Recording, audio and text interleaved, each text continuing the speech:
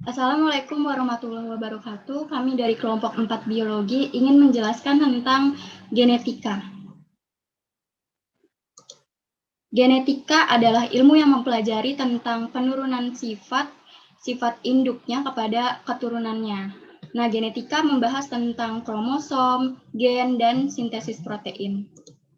Selanjutnya saya akan menjelaskan tentang kromosom. Kromosom adalah struktur benang dalam inti sel yang bertanggung jawab dalam hal sifat keturunan atau hereditas. Jadi sifat-sifat induk dan turunannya itu di beberapa ada memiliki sifat yang sama.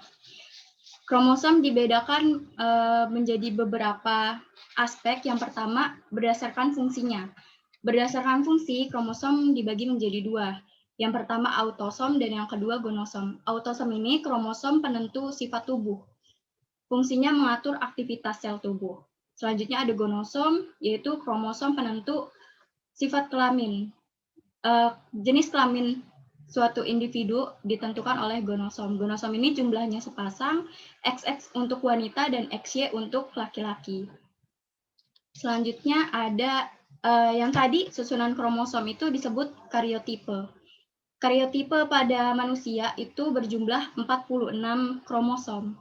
Nah, penulisan kromosom pada manusia itu dibagi menjadi dua. Yang pertama ada sel somatis dan yang kedua ada sel gamet. Sel somatis ini disebut juga sel tubuh, memiliki dua set kromosom bersifat diploid, terdiri dari 23 pasang atau 46 buah kromosom. Penulisannya 44A ditambah XX atau XY, XX untuk perempuan dan XY untuk laki-laki. Jika kita ingin menulis 23 pasang, berarti kita penulisannya 22 AA, A-nya double, plus XX untuk wanita dan plus XY untuk laki-laki. Selanjutnya ada sel gamet atau sel kelamin, memiliki satu set kromosom bersifat diploid, terdiri dari 23 buah kromosom. Yang pertama sel ovum, itu penulisannya 22A plus X, dan sel sperma 22A plus X atau 22A plus Y. Nah, berdasarkan fungsinya, kromosom ini dibagi menjadi 4. Yang pertama ada metasentrik. Metasentrik ini letak sentromernya ada di tengah. Sentromer itu yang berbentuk bulat di tengah itu, dia tepat di tengah. Selanjutnya ada submetasentrik. Letak sentromernya itu agak ke tengah lengan kromosom. Jadi setengah lengan kromosom itu, dia agak ke tengah. Dan yang ketiga ada akrosentrik. Letak sentromernya agak ke ujung, tapi dia belum di ujung. Nah, telosentrik baru letak sentromernya itu ada di ujung, sehingga kromosom hanya memiliki satu lengan. Selanjutnya ada mekanisme pembentukan kromosom. Yang pertama ini ada DNA double helix, pita DNA. Pita DNA ini digulung oleh binding protein. Binding protein di sini protein histon dan non-histon. Gunanya untuk menggulung pita DNA tadi dan non-histon tadi untuk mutasi, artinya membuang kromosom yang rusak. Nah, tadi DNA double helix ini digulung oleh binding protein menjadi nukleosom. Nukleosom tersusun padat dan terpilin menjadi lipatan selenoid. Selanjutnya, lipatan selenoid ini menjadi kromatin. Nah, gulungan-gulungan itu terlipat kemudian membentuk kromosom. Selanjutnya ada struktur kromosom. Di sini di nomor 1 ada sentromer yang tadi. Dia tempat melekatnya lengan kromosom dan merupakan daerah yang tidak mengandung kode gen. Jadi di dalam sentromer ini tidak terdapat DNA. Selanjutnya di nomor 2 ada kinetokor. Kinetokor itu tempat melekatnya benang spindel saat pembelahan sel. Selanjutnya ada telomer. Telomer bagian terujung kromosom. Selanjutnya ada di nomor 4 ada matriks. Matriks itu cairan atau materi pengisi kromosom. Selanjutnya di nomor 5 ada kromonema. Kromonema adalah lengan kromosom yang mengandung kode gen dan kromomer. Kromomer itu ada di nukleosom. Nah, kromomer ini kumpulan manik-manik berwarna merah itu terdiri dari dua komponen penting, yaitu protein histon dan DNA di dalam kromomer tersebut. di nomor 6 ya, kromomer. Dan terakhir ada satelit. Satelit ini beda dengan telomer. Satelit ada di bagian ujung kromosom, namun ada berbentuk bulat atau seperti itu diakibatkan oleh lekukan sekunder. Nah, selanjutnya akan ada materi tentang gen yang akan disampaikan oleh Umi. Silakan Umi. Selanjutnya ada gen.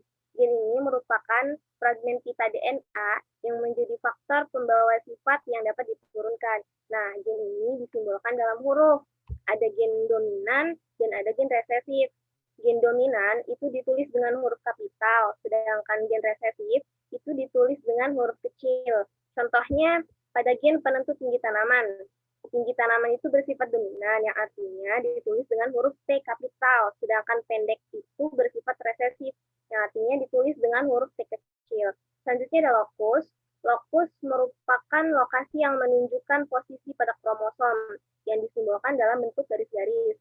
Selanjutnya ada alel. Alel ini merupakan gen dari kromosom homolog yang terletak pada lokus yang bersesuaian dan mengendalikan sifat yang sama. Namun, variasi yang berbeda. Alel ini memiliki tugas atau pekerjaan yang sama, hampir sama, atau berlawanan untuk satu tugas tertentu. Next. Gen dan alel memiliki dua penulisan. Yang pertama ada genotip dan yang kedua ada fenotip. Genotip itu sifat keturunan yang tidak tampak dan berupa kode gen atau alel. Sedangkan fenotip itu sifat keturunan berupa ekspresi gen yang tampak pada individu. Alel adalah gen yang telah berpasangan, dapat berupa alel homozigot dominan, alel heterozigot, dan alel homozigot resesif. Nah, alel homozigot dominan itu muncul saat dominan yang artinya muncul sifat dominan yang artinya disimbolkan dengan dua huruf kapital. Contohnya tinggi. Nah, tinggi ini disimbolkan dengan dua huruf T kapital. Yang kedua ada alel heterozigot. Itu muncul sifat dominan atau intermediate. Biasanya disimbolkan dengan satu huruf kapital dan satu huruf kecil. Contohnya tinggi atau sedang disimbolkan dengan satu huruf T kapital dan satu huruf T kecil. Yang ketiga ada alel homozigot resesif. Itu muncul sifat resesif, biasanya disimbolkan dengan dua huruf kecil. Contohnya pendek, disimbolkan dengan dua huruf T kecil. Selanjutnya akan disampaikan oleh Narti.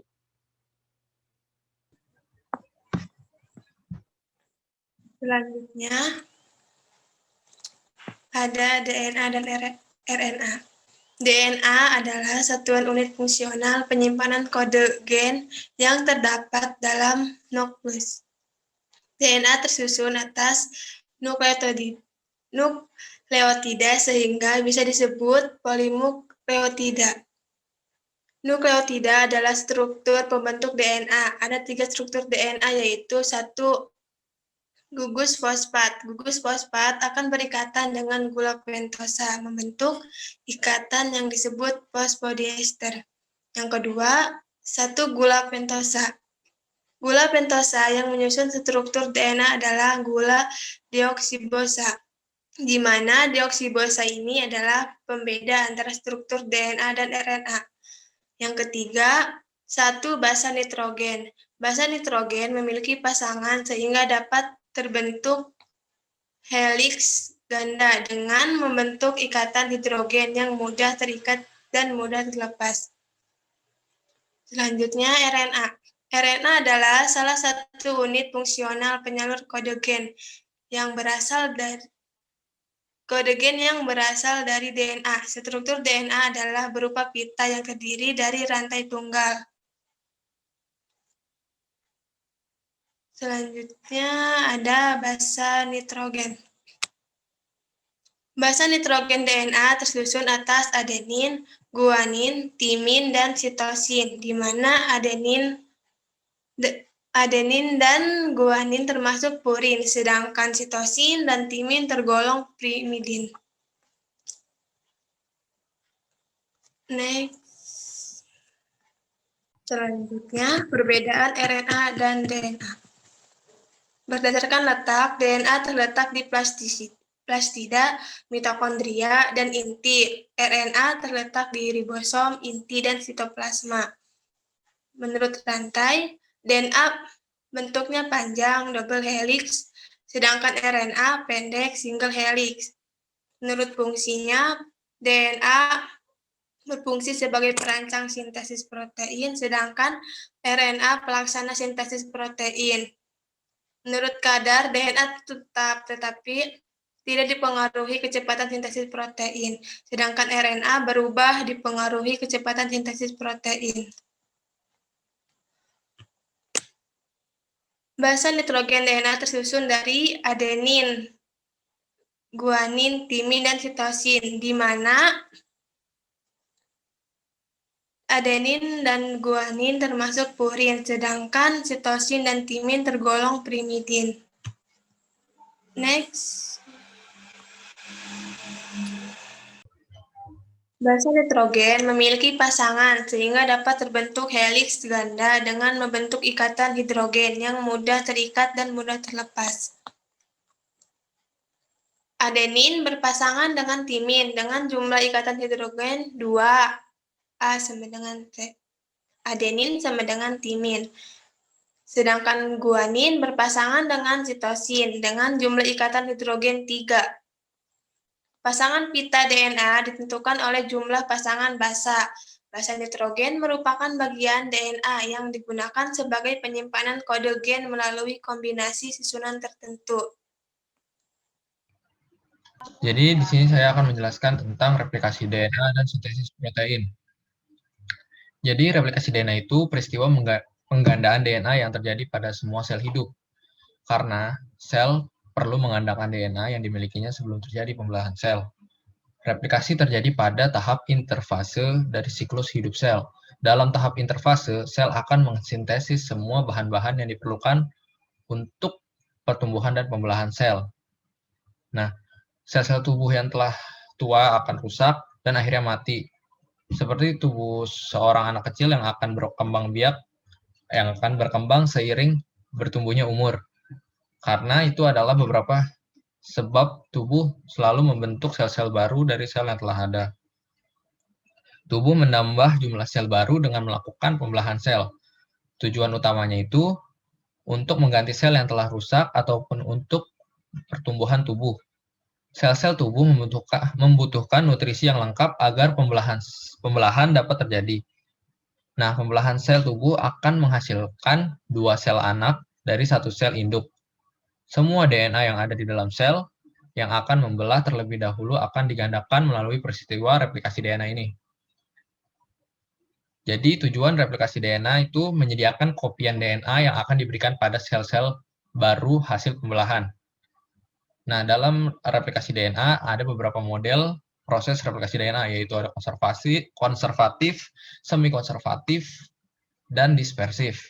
Komponen yang digunakan dalam replikasi DNA ini itu ada DNA, enzim helikase, enzim topoisomerase, enzim DNA polimerase, dan enzim ligase.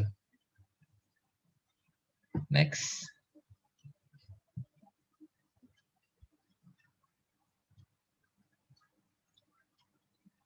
Next, tolong.